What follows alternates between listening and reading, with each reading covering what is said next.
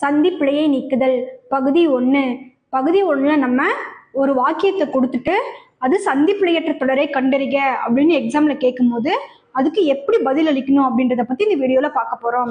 இப்போ வல்லின எழுத்துக்கள் மொத்தம் 6. கசட தபர. வல்லின மெய் எழுத்துக்கள்னா புள்ளி வச்ச எழுத்துக்கள். இக்கு, இச்சு, இட்டு, இத்து, இப்பு, இரு. கசட தபர என்கிற வல்லின எழுத்துக்களோடு துவங்கும் வார்த்தைகளுக்கு முன்பு மட்டுமே ஒற்றெழுத்து வரும். டா ரா அப்படின்ற ரெண்டு எழுத்துலையும் எந்த வார்த்தைகளும் துவங்காது என்பதனால நம்ம கசதப அப்படின்ற 4 எழுத்துக்களை மட்டும் எடுத்துக்கணும். இதை வச்சு நம்ம வல்லின மிகும் இடங்கள் மிகா இடங்கள்னு 2ஆ பிரிக்கிறோம்.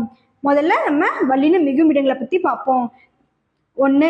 இரண்டாம் வேற்றுமை விரியில் வலி மிகும். இங்க என்ன சொல்லியிருக்காங்கன்னா, இரண்டாம் வேற்றுமை உருபு என்ன? ஐ. இந்த ஐ ஒரு வார்த்தையில வெளிப்படையா வந்தது அப்படின்னா அங்க மெய்யெழுத்து மிகும். அவனை, இங்க ஐ வெளிப்படையா வந்ததுனால அவனை கூட்டல் கண்டேன், அவனை கண்டேன்னு எழுதுறோம்.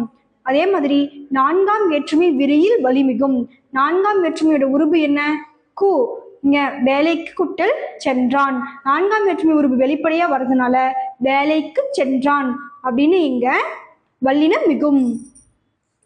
அதே மாதிரி 2 வார்த்தைகளை கொடுத்து சேர்த்து எழுத சொல்லும் பொழுது முதல் வார்த்தையில் இருக்கிற கடைசி எழுத்து உயிரெழுத்துல முடிஞ்சு 2வது வார்த்தையில் இருக்கிற முதல் எழுத்து கா, சா, தா, பா அப்படின்ற 4 எழுத்துக்கள்ல ஆரம்பிச்சதுன்னா அங்க வல்லினம் மிகும்.